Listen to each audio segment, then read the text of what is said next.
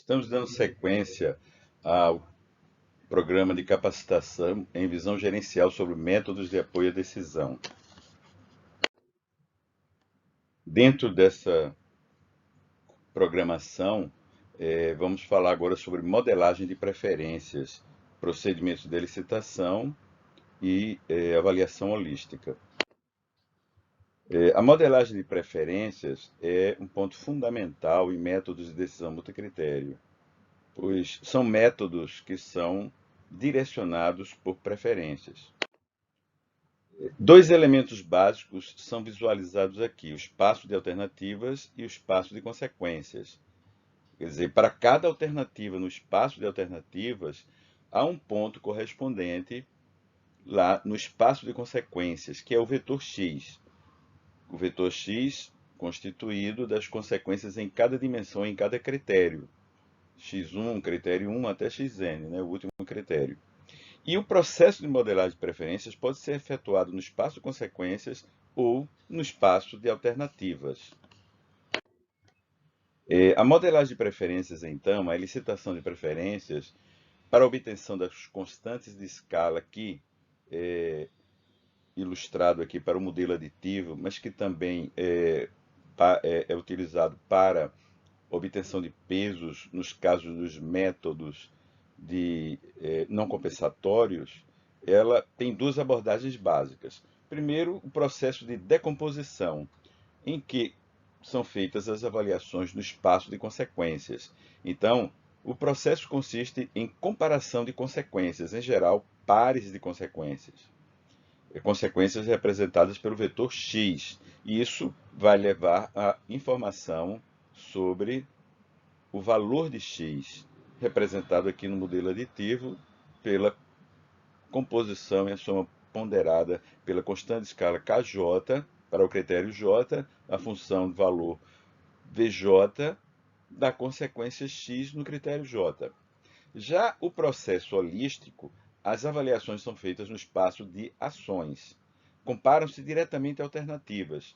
À medida que se faz comparação entre alternativas, se obtém informação sobre a função valor de cada uma destas alternativas, representadas aqui no modelo aditivo também com a avaliação do valor daquela alternativa para cada critério e nessa soma ponderada no modelo aditivo. A modelagem de preferências na elicitação por decomposição vai estudar relações de preferências no espaço de consequências para determinar, posteriormente, os parâmetros do modelo. Por exceção, pode avaliar diretamente os parâmetros. Direta ou indiretamente, determina os parâmetros com base em informações que o decisor vai fornecer sobre suas preferências no espaço de consequências. É um processo cartesiano. Parte de informações sobre parâmetros para fazer a agregação dos critérios. Já a modelagem de preferências nas avaliações holísticas, ela, sendo efetuada no espaço de consequências, é feita com base na comparação de alternativas e depois é feita uma inferência sobre os parâmetros do modelo. O processo holístico, então, no espaço de ações, é muitas vezes chamado de método de desagregação, porque ele parte de informações holísticas sobre as alternativas para fazer a desagregação em critérios. A avaliação holística ela pode também fazer uso de avaliação e de visualizações gráficas. A elicitação de preferências pelo processo de decomposição usa procedimentos de elicitação em métodos multicritério. Essa elicitação, como já foi colocado, ela pode ser feita, então, no espaço de alternativa ou no espaço de consequências. O modelo aditivo, para exemplificar, nós temos a possibilidade de avaliar as alternativas e, no caso de decomposição, nós vamos avaliar diretamente as consequências e a segunda função aqui representada é que vai ser usada para a obtenção daquelas constantes de escala, através de comparação dessas consequências que são vetor x. Há três procedimentos básicos que são usados por métodos de decisão multicritério. Qualquer um método, qualquer que seja, se for feita modelagem de preferências, ela utilizaria então um desses três procedimentos: o trade-off, o swing e o ratio. Estudos comportamentais mostram inconsistências nesses procedimentos. Por exemplo, 30% do tempo quando se usa o ratio, 50% quando se usa swing e 67% do tempo quando se usa o trade-off.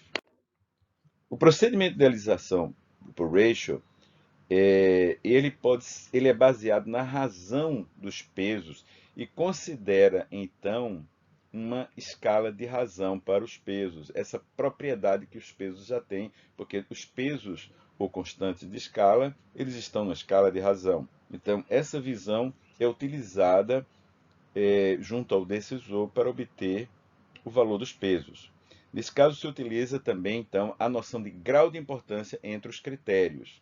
Por exemplo, para comparar dois critérios de maior importância, o decisor, inclusive, inicialmente ele vai ordenar os critérios. Essa é uma etapa básica em qualquer procedimento de licitação. A ordenação dos pesos ou constantes de escalas dos critérios, ou se está se usando a noção de grau de importância, a ideia é a ordenação aqui, nesse caso, dos pesos. E uma vez ordenados os pesos, parte dos dois critérios de maior importância para iniciar. Pode-se usar uma escala de 0 a 100. Para o critério de maior importância, pode-se associar o maior peso 100. Para o segundo critério, mais importante no ranking, pode-se avaliar com o decisor que percentual esse segundo critério teria em relação ao mais importante, que é usado como referência, que teria o peso 100. Esse seria o peso desse critério. Poderia ser, por exemplo, que esse segundo critério represente 80% de importância quando comparado com o critério que foi ranqueado e considerado o primeiro lugar. Então, se ele tem 80% de importância em relação a ele, ele teria o peso de 80 e o primeiro tem o peso de 100. Segue-se de forma similar com os outros critérios. Ao final, se deve fazer uma normalização das escalas, e aí, de forma que a soma desses pesos fique de 0 a 1 e também os pesos estejam numa escala de 0 a 1. E o procedimento de normalização usado normalmente é a divisão de cada peso obtido pela soma dos pesos de todos os critérios. Esse procedimento é muito simples. Há outras formas de se aplicar a ele. Embora tenha menor inconsistência, se questiona a validade dos resultados dos estudos por não haver uma coerência axiomática quando se fala do modelo aditivo.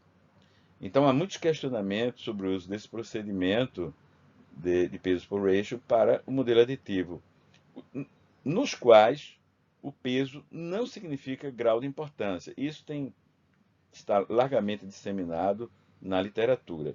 Esse procedimento, por outro lado, é muito apropriado para métodos de sobreclassificação, que são não compensatórios, para os quais o peso tem, de fato, o significado de grau de importância. E a estrutura lógica e a racionalidade desses métodos não compensatórios é fazer uma combinação de graus de importância para avaliar que alternativa tem uma maior coalizão entre critérios que são representados pelos graus de importância por esses pesos. Já no modelo aditivo, o significado é outro, como se vê quando se estuda o modelo aditivo e sua estrutura axiomática. O procedimento de elicitação por swing considera a faixa de variação do critério, ou seja, seu valor mínimo e máximo.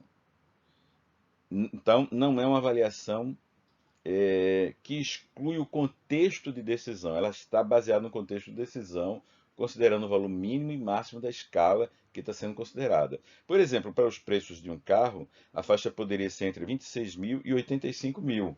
Então, a questão que vai se avaliar aqui é qual o significado de variar de 26 mil a 85 mil, considerando aqui que esse método já trabalha numa escala intervalar. no seu procedimento de elicitação. Esses valores extremos são utilizados para efetuar, então, a comparação entre os diversos critérios. Esse método é bem descrito no método SMARTS, esse procedimento de elicitação swing, ele é muito bem descrito no método SMARTS e SMARTER, no artigo básico para ele. Então, esse assunto será bem detalhado no tópico que trata desse método, desses dois métodos, SMARTS e SMARTER. Já o procedimento de elicitação trade-off é um procedimento algébrico. Ele é baseado no sistema de equações e consiste basicamente em determinação dos valores de constante escala por meio da obtenção de relações de indiferença.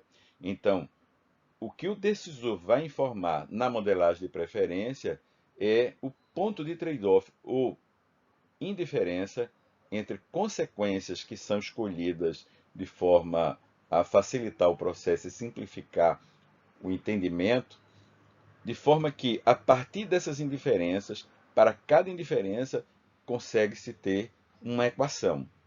Então, monta-se um sistema de equações que permite calcular o valor das constantes de escala. É assim que é feito no procedimento trade-off. Então, há muito questionamento com relação a insistir ou exigir do decisor a obtenção dessas relações de diferença, para a qual pode haver muita imprecisão. E essas imprecisões podem levar a um elevado grau de inconsistência. Por outro lado, o procedimento da licitação trade-off é o que atende do ponto de vista axiomático, mais a teoria de valor multiatributo, e o modelo aditivo, então, ele está completamente atendido em sua estrutura axiomática através desse procedimento. Já no swing há uma simplificação, que vai ser vista nos métodos, principalmente quando se for falar do método SMARTS. Já o trade-off ele inclui toda a estrutura, todas as características da estrutura axiomática. Bom, qualquer dúvida, estamos à disposição, podem contactar.